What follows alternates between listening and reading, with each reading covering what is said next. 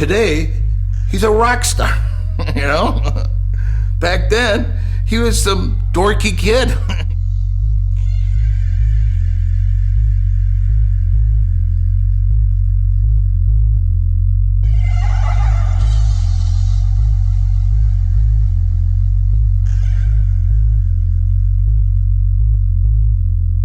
He's a leader and he's a kind of pioneer.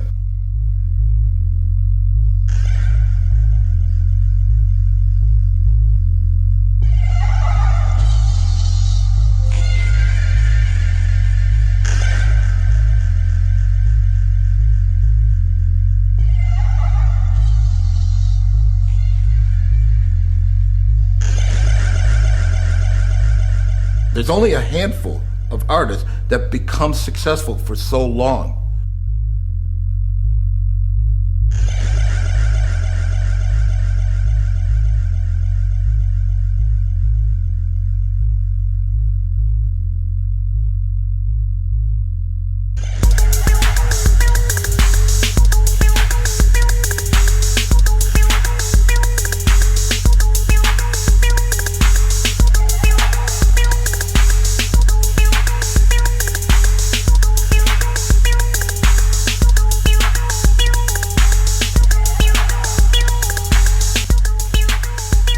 Richie Hawtin has been one of the most important players in the techno scene for a long time. Since the late 80s, he's been known as a DJ, producer, label owner and musical visionary. He's got a special reputation as a sound and technology adventurer, as someone who tries to push the limits of techno sound and DJing. As such, he has made a worldwide name for himself that goes well beyond his scene. But behind his success story, there are years of hard, continuous work. No doubt, without his unbroken passion and his endless commitment to the music and the scene, his career would have turned out quite differently.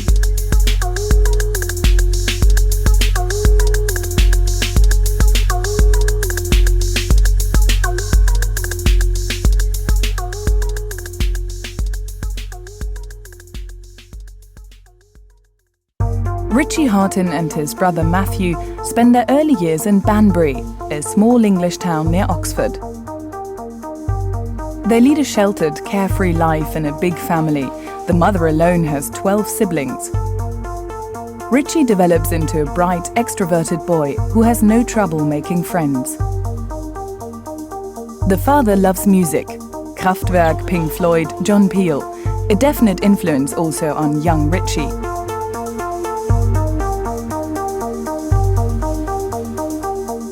At the age of 9, Richie emigrates to Canada with his family, as his father takes on a job as robotics engineer with General Motors. The family of 4 moves to Windsor, Ontario. Only the Detroit River separates the city from the US car city Detroit.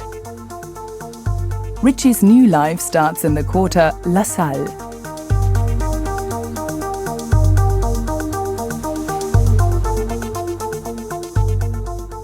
When I moved to Canada, my whole world got turned upside down a little bit. You know, I went from a small city in England with such a large group of friends, you know, knowing everybody, and also having a huge family network. And the day we landed in Canada, it was, you know, cutting all of that off. And then it became all about just my, you know, immediate family, just my mom and dad and my brother. You know, before we got here, we sat, you know, at my parents' house, you know, looking at books of Canada. And all the books of Canada were about the nature. It was like, this is where you're going, bears and mountains and streams, nature, nature, nature. And when we landed, it was the completely opposite of that. We came into this big city of automobiles with, you know, mess everywhere, all over the place. It was just like, you know, like as a little kid, and everything was even more exaggerated. And it was like, where are we? It was so alien.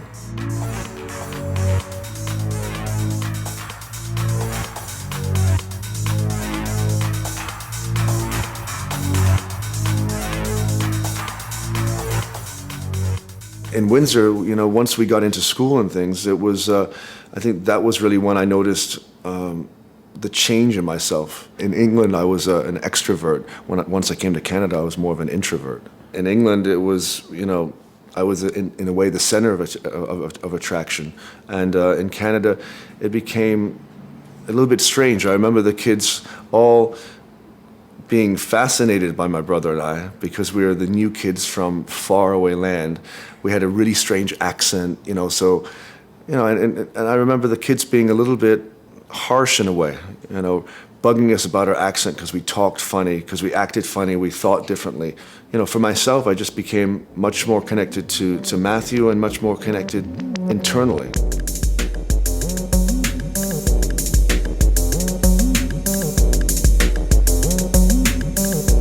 Richie has difficulties adjusting to his new environment. The boy feels like an outsider and spends a lot of time at home. It is his father Mick who awakened the 10-year-old's interest for technology. From a very early point, I remember my dad always being into electronics and technology. I always have the memory of my dad sitting in front of his hi-fi and speakers and big reel-to-reel players, listening to music, and also always seeing electronic gadgets around. Small things for testing currents and wires and soldering irons, and also my dad, sitting in front of things, fixing them or making them. That's what you used to carry around instead of an MP3 player in 1960, or 1963, 65, 66. This was made in 1964. It still works. Uprights and the rear roof section. Well, his dad is an integral part of everything he does. I mean, he helps him design all of his special instruments and mixers and controllers. I mean, there's just an incredible close relationship there. I was so impressed by his dad for most of my years that I never even talked to him. I specifically didn't. We used to call him the secret weapon, whenever he used to come in the room, we just let him pass. My dad likes toys. Period. If it's electronic or if it's a video game or if it's like a little remote control car, if it's electronic and it does something, he wants one. He wants to take it apart and see how it functions and then see if he can modify it. Sound okay? Sometimes there was something that I think he wanted that the way to get it was to get it for me for Christmas or for a present, I think that's how he talked to my mum about it. So it was always something coming in, and you would play with the toy, you would make something out of it, and then you would come the next day and my dad would be playing with it. So it was, I think, that fascination. My dad's still a big kid.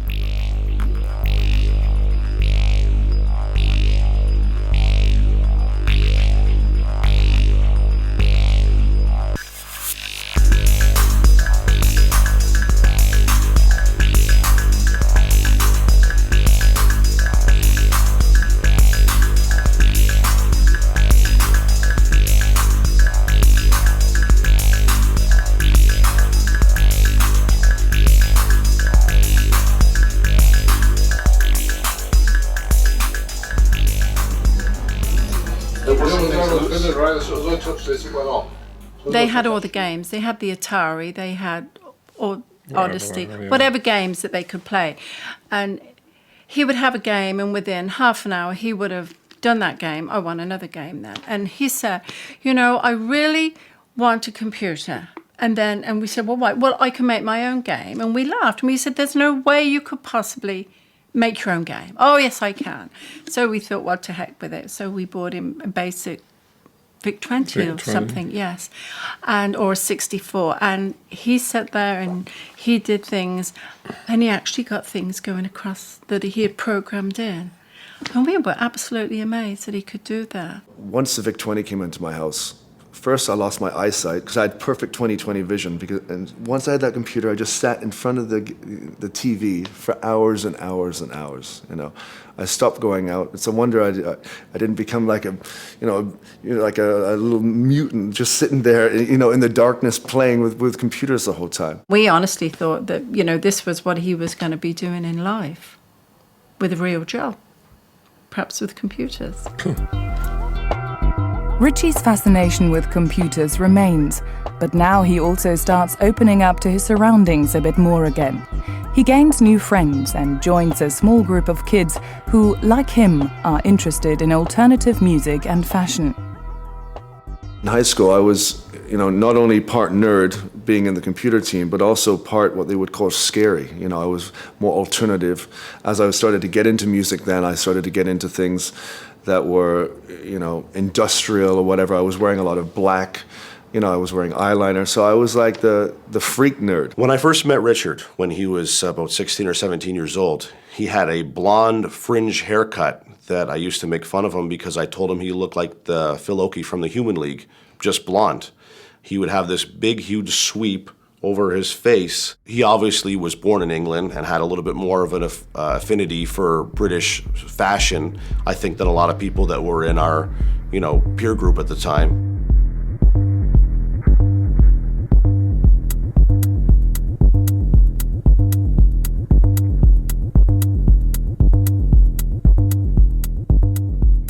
When I did start to find a network of friends, when I did find something that I felt part of, it was about music and other kids who were also like, the fringe people, the people who didn't fit in so well. Sometimes you would get ridiculed for looking gay or wearing eyeliner or being a computer nerd. I felt really connected to and part of something, and I liked that I was different.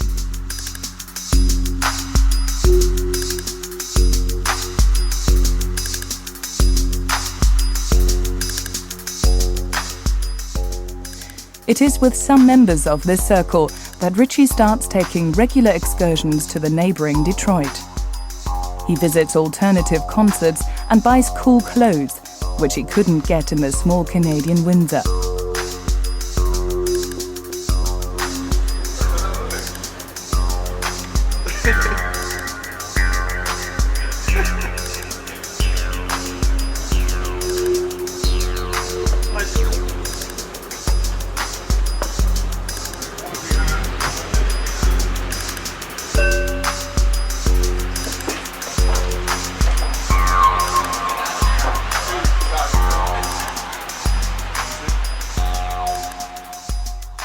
A lot of my friends grew up with a really negative attitude towards Detroit. Their parents wouldn't go there.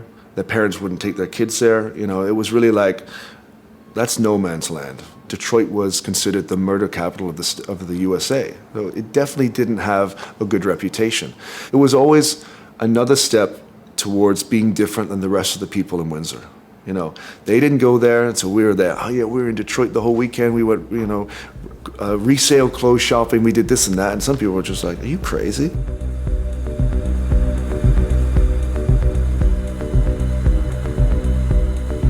Detroit stands for industry, but Detroit is more than that.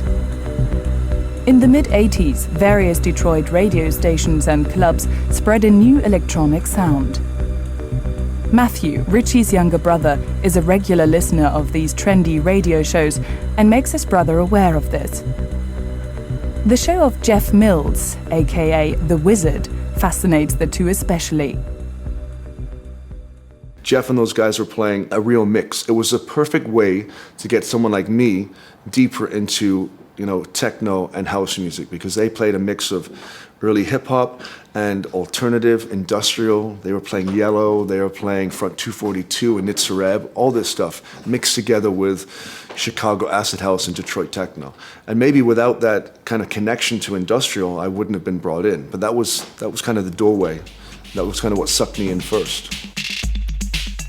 Inspired by these new musical developments in Detroit, his interest in electronic music grows. He buys his first records. It is in a teeny bar in Windsor called Hoppers that Richie organizes a party on which he takes his first steps in DJing. The club was completely dead all the time. They were like, okay, if you really think you can get your friends here, then you have a job. And it was really that simple. We walked in, and 1 hour later I walked out with my DJ job. Now, the important thing, I think, for Hoppers and for those times was put me in front of a crowd and got me, you know, a little bit more into the idea of DJing. You know, that was when I think it really, the bug bit me. I was like, hey, this is really cool. The best thing about the Hoppers was that, you know, I talked the management into giving me enough money to book Jeff Mills. So I became the promoter. We talked to Jeff, we talked to his manager, and we actually brought Jeff over to Hoppers to play, maybe to like 100, 200 people. This was, for me, like an amazing moment because we had, you know, I'd never met Jeff. We'd only heard these mixes for like a year or something.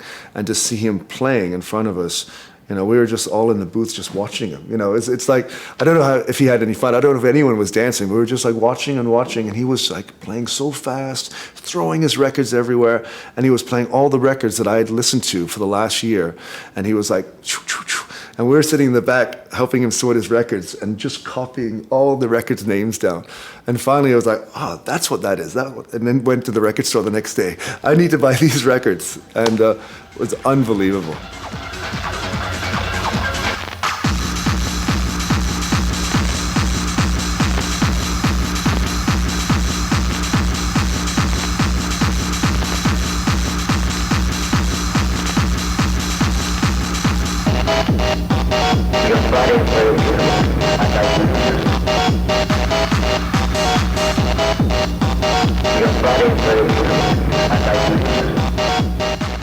Richie is hooked.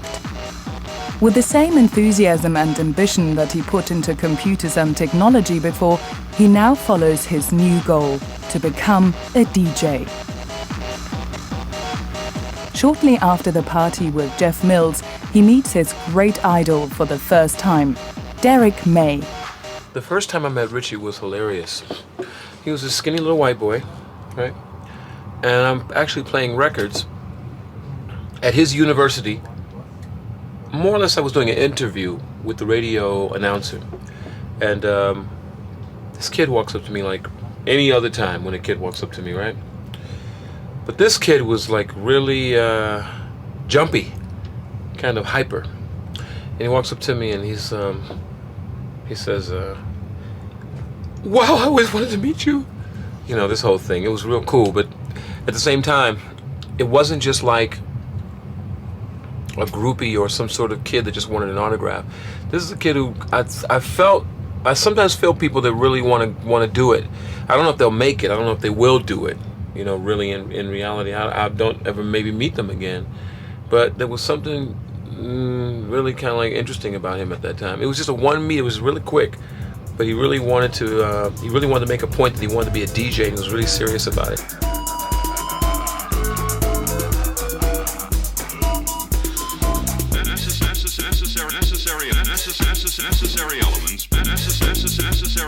Necessary elements